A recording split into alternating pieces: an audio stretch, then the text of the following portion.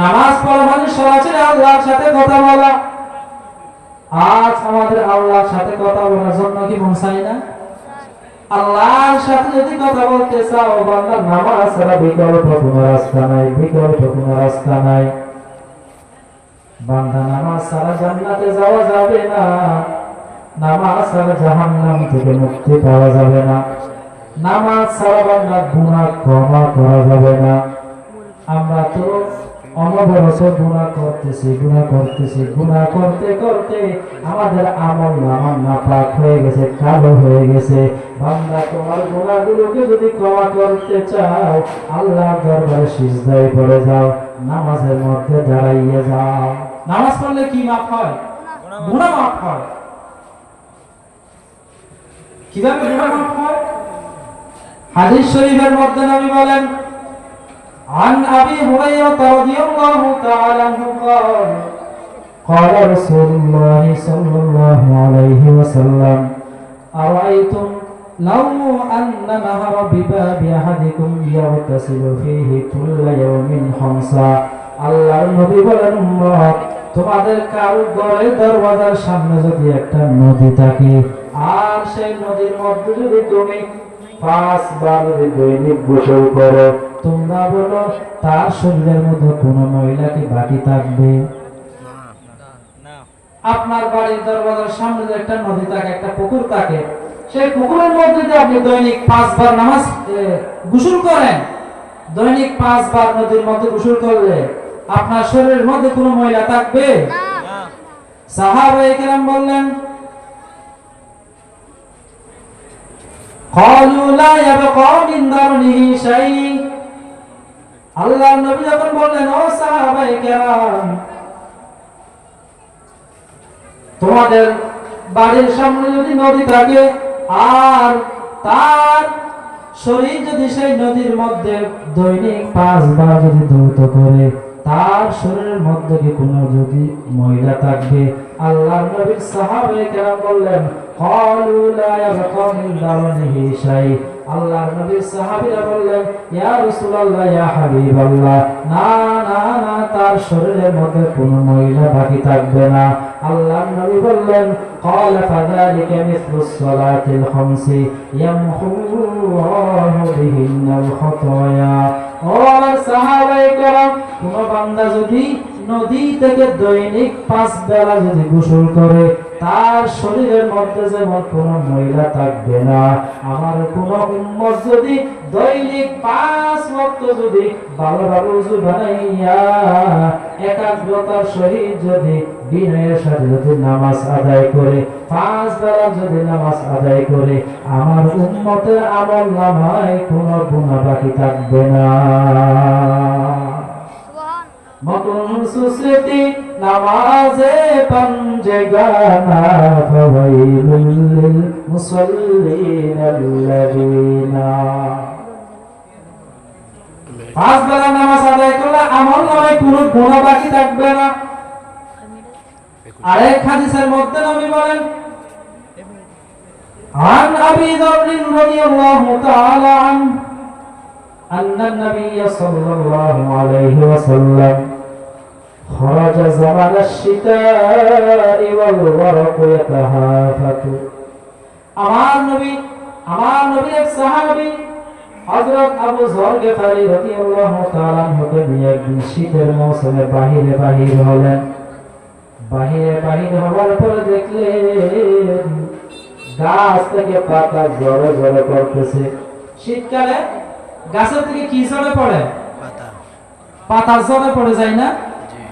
আমার নবী দেখলেন শীতের মৌসুমে গাছ থেকে পাতা ঝরে ঝরে পড়ে যায়।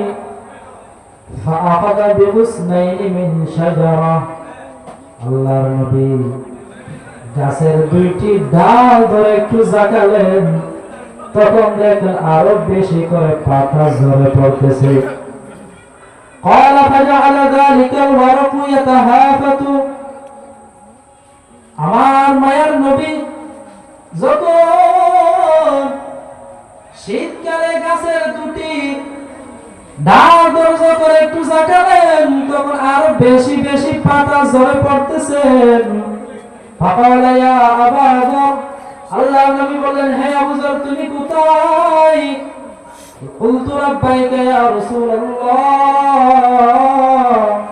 আল্লাহর নবীর সাহাবী হযরত আবু যর গফারি রাদিয়াল্লাহু তাআলা আনহু ডাক দিয়ে বলেন লাব্বাইকা ইয়া রাসূলুল্লাহ, আমি উপস্থিত আছি।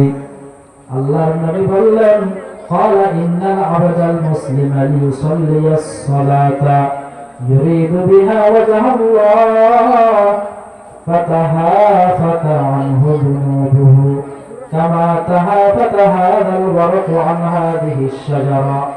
ও আবু যর, এই গাছ থেকে যেমন পাতাগুলো ঝরে ঝরে পড়ে যাচ্ছে, আমার বান্দা যদি 5 বেলার নামাজ আদায় করে নেয়, আমার বান্দার আমল নামা থেকে গুনাহগুলো এভাবে ঝরে ঝরে পড়ে যাবে।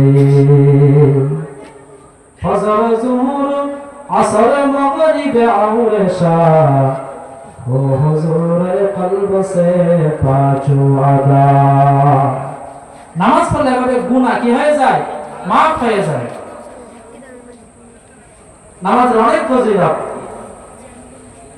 আরেক হাদিসের মধ্যে নবী বলেন عن عثمان بن عفان رضي الله تعالى عنه قال سمعت رسول الله صلى الله عليه وسلم يقول من صلى العشاء في جماعة فكأنما قام نصف الليل ومن صلى الصبح في جماعة فكأنما صلى الليل كله أو كما قال النبي عليه الصلاة والسلام।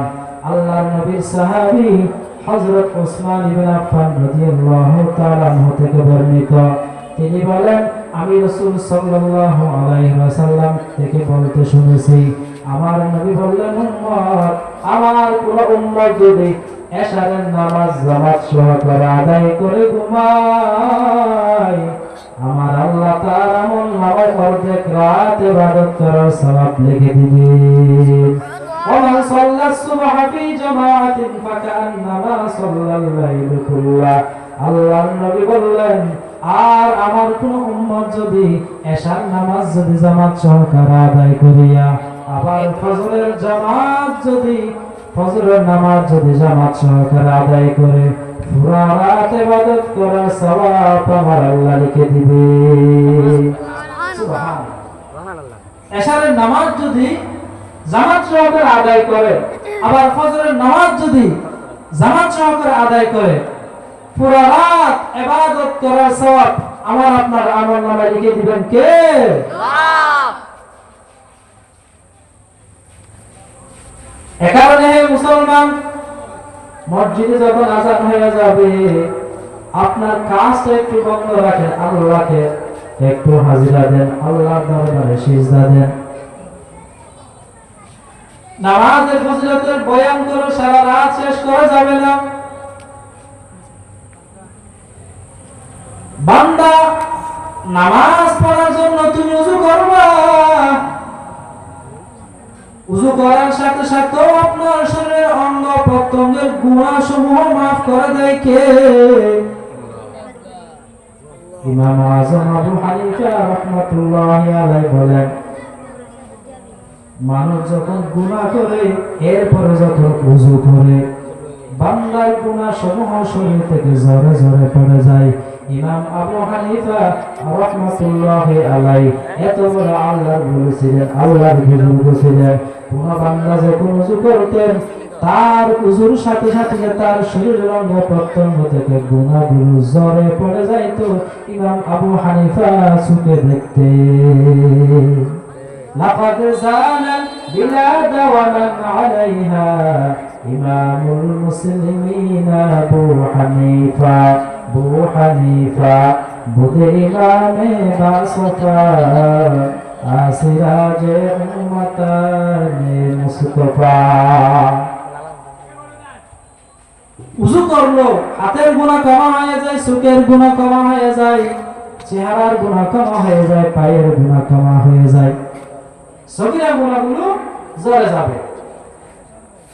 আর যদি বান্দা নামাজ পড়ার পর যদি আল্লাহর দরবার যদি তাওবা করতে পারো আমার আল্লাহ যদি খাঁটি তওবা করতে পারো কবিরা গুনাহগুলো আমার আল্লাহ ক্ষমা করে দিবেন। নামাজের একটা দাম। এখন তো আমরা ঘরের মধ্যে একটা মেহমান আসলে নামাজ পড়ি না, একটু ব্যস্ততার মাঝেও আমরা কি পড়ি না, একটু ব্যস্ততা হলে আমরা নামাজ ছেড়ে দিই। অথচ আল্লাহর নবীর সাহাবায়ে কেরামরা যুদ্ধের ময়দানে পর্যন্ত নামাজ পড়েছেন। আল্লাহু আকবার। তুমুল যুদ্ধ, কাফেরদের সাথে যুদ্ধ শুরু হয়ে গেল, কাফেররা তীর নিক্ষেপ করতেছেন। সেই সময়ে সাহাবায়ে কেরাম দুই ভাগে বিভক্ত হইয়া একদল নামাজ আদায় করতেছেন আর একদল যুদ্ধের ময়দানে পাহারাদারি করতেছেন, যুদ্ধ করতেছেন। আগিয়া আইনে লড়া ইমা আমার ওয়াক্তে নামাজ, আগিয়া আইনে লড়া ইমা আমার ওয়াক্তে নামাজ, কবলা রূহ কে জমি বুস হুই কওমে হিজাজ। আল্লাহর নবীর সাহাবায়ে কেরামরা যুদ্ধের ময়দানে পর্যন্ত নামাজ আদায় করেছেন। যত কষ্ট হোক না কেন তারা নামাজ ছাড়ে নাই। যত গরিব হোক না কেন তারা নামাজ ছাড়ে নাই। আল্লাহর নবীর এক সাহাবী অত্যন্ত গরিব, এরপরে হযরত আব্দুল্লাহ আনসারী রাদিয়াল্লাহু তাআলা এত গরিব, স্বামী স্ত্রী দুইজন মিলে একটা কাপড় পরিধান করত, এরপর তারা নামাজ ছাড়ে না। আপনি কোন বাহানা দিয়ে আল্লাহ তাআলা থেকে বাঁচতে পারবেন না। একারণ অনুরোধ করে বলি, আযান হওয়ার সাথে সাথে আমরা নামাজ আদায় করে নিব। আল্লাহ তাআলা আমাদেরকে 5 ওয়াক্ত নামাজ জামাত সহকারে আদায় করার তৌফিক দান করুক। আমিন। ওয়া মা আলাইনা ইল্লাল বালাগ। আসসালামু আলাইকুম ওয়া রাহমাতুল্লাহি ওয়া বারাকাতুহু।